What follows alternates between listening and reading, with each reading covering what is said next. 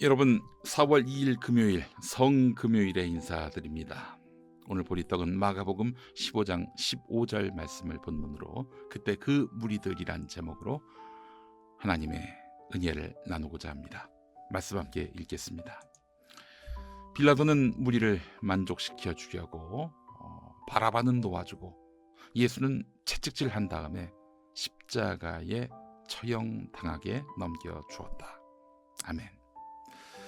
오늘은 성금요일입니다. 주님이 고난을 받으신 날이지요. 본문 속에서 예수님이 서 계신 무대는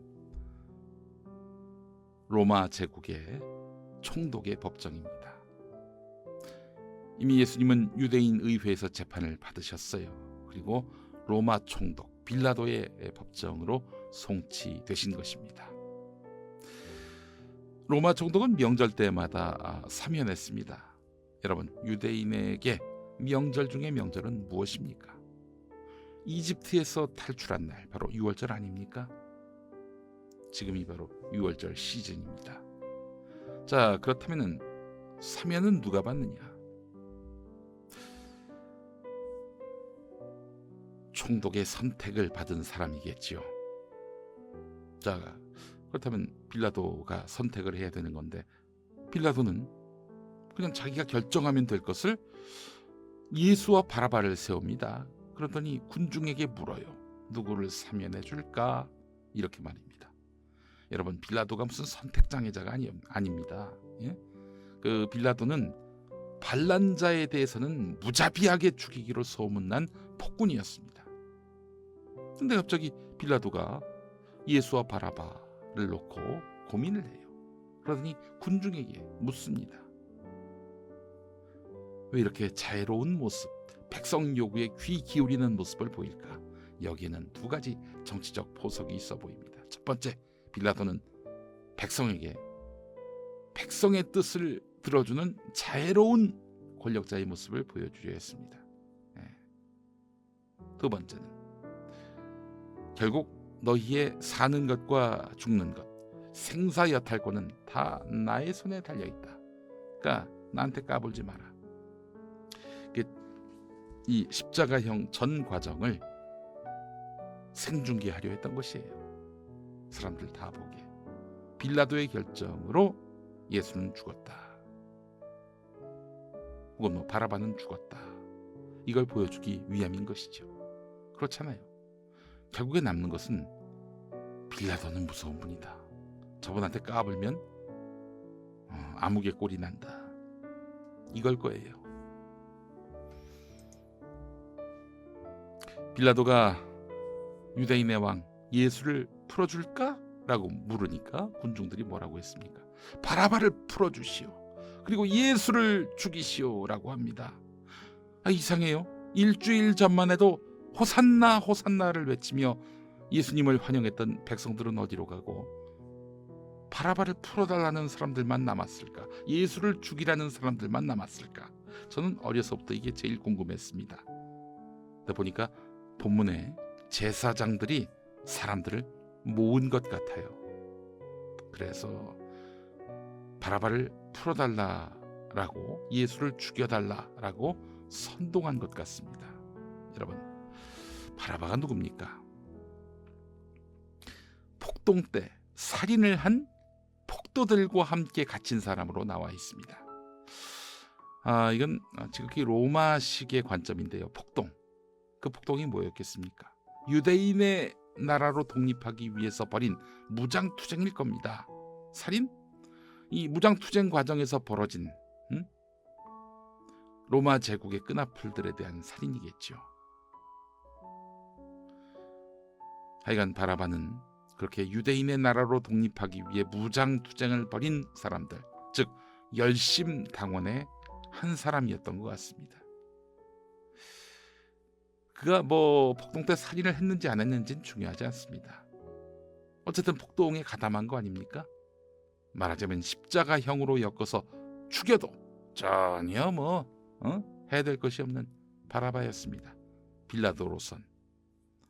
백성들은 그런데 바라바 대신에 예수를 죽이라는 거예요.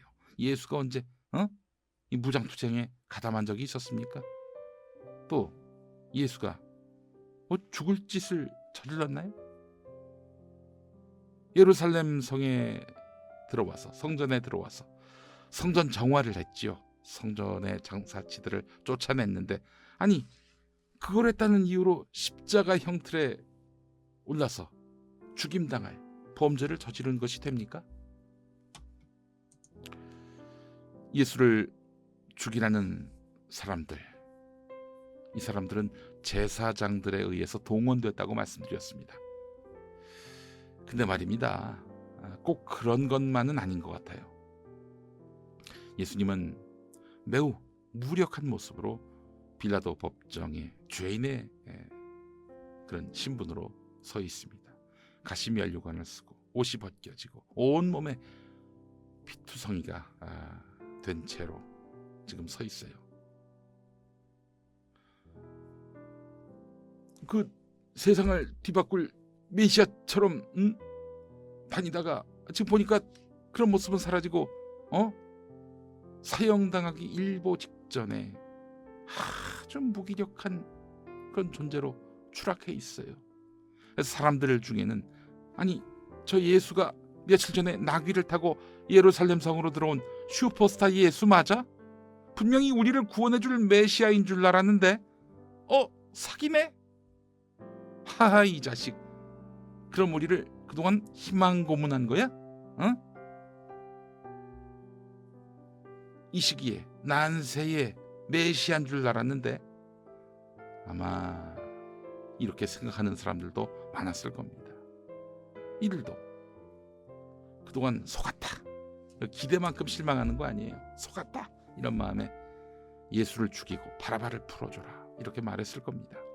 또 더러는 나도 예수가 예루살렘 성 들어올 때 환영했는데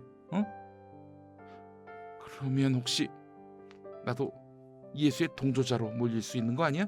지금 예수가 반란자로 지금 낙인 찍혀가지고 십자가에 달릴 상황인데, 나 그때 아무것도 모르고 예수를 환영하는 그런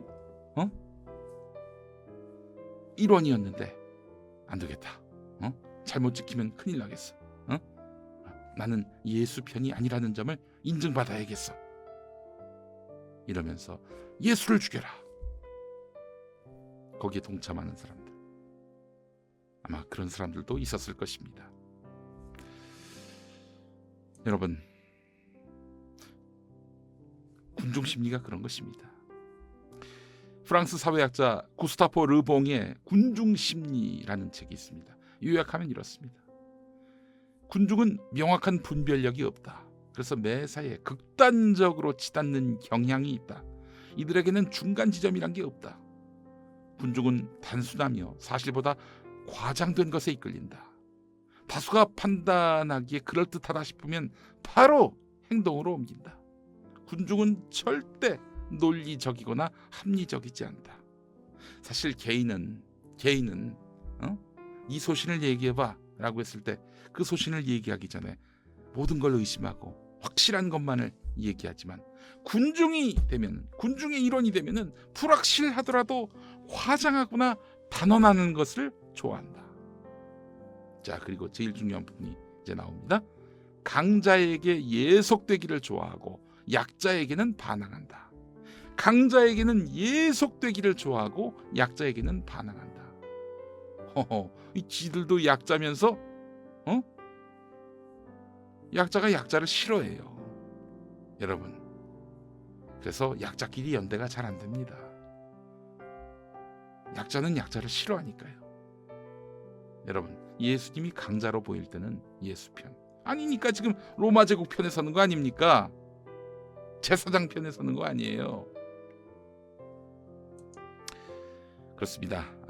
인간의 나약한 심리, 강자에게 붙고 싶고 강자에게 의탁하고 싶고 나의 약한 부분을 감추고 싶고, 그래서 불이익을 피하고 싶고,